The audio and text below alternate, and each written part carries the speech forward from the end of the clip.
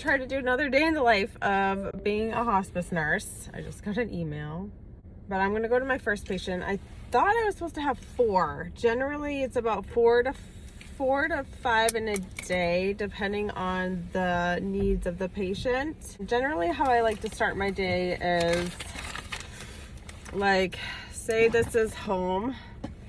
I like to go to one that's closest to my home, and then I'll probably go to the farthest one after my first patient and then work my way back up to closest to home. It's better for mileage and also time-wise for the patient, like if you kind of work your way in a circle, if that makes sense. And sometimes it doesn't always work out that way because there's acuity issues or scheduling issues.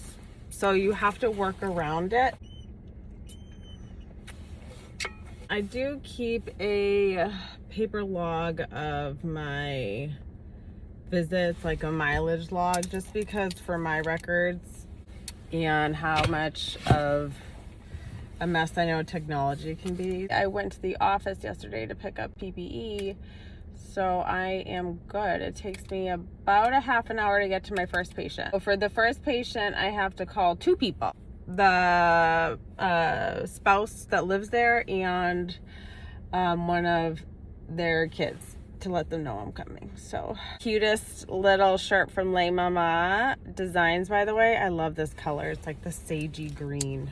I don't know if it's called sage though. I can't remember. So I'm gonna call my first patient and then we're gonna just head there. I gotta drive. So I'm at my first visit and I got a little change of the schedule. That does happen sometimes, where they might add somebody and take somebody else off, or just might add somebody, take nobody off. I'm gonna get ready to, why did you not log in? Oh, I know why.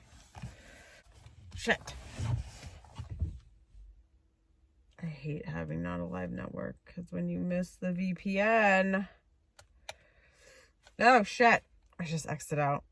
Oh, it's connected. Okay, so we're gonna just sync real quick again, because it is a lot easier to sync now than like throughout. I don't know, I'm trying to explain. I have a migraine today and it's fucking not okay. So I'm gonna sync now, so that way I don't have to like do it midday adding notes, because if they add a patient on in our charting system, we can add it on ourselves, but then we have to like basically sync twice at the end of the day. One is to delete to sync our stuff, and then we have to delete the visit that they added on, because then we'll have 2 visits for that patient, and so then we have to sync again to get rid of the patient so it doesn't look like we missed a visit. Does that make sense? I got here a little bit later, so I missed my little doggy that I see when she's not little. She's a 80-pound German Shepherd, but the little German Shepherd pup that I see walking with her little toy in her mouth. She's adorbs. So I have to go in full PPE for this. I do still wear a scrub cap, because the caps that are in the PPE packs are literal fucking shower caps, because I'm going to go get my PPE and put some of it on. And you ask me why I might do this. It's because it's fucking freezing out. And I want to make sure that I'm putting my PPE on. I want to make sure that I'm putting my PPE on properly and taking my time, and I'm not in a rush. And I'm not going to do that if I'm sitting and standing outside in the freaking cold. So yes, I'm drinking Pepsi and it's not even 10. I'm hoping that I can constrict my blood vessels to the point where my head doesn't hurt anymore. So this is sinking. I'm going to go grab my PPE real quick. Try not to hit my head.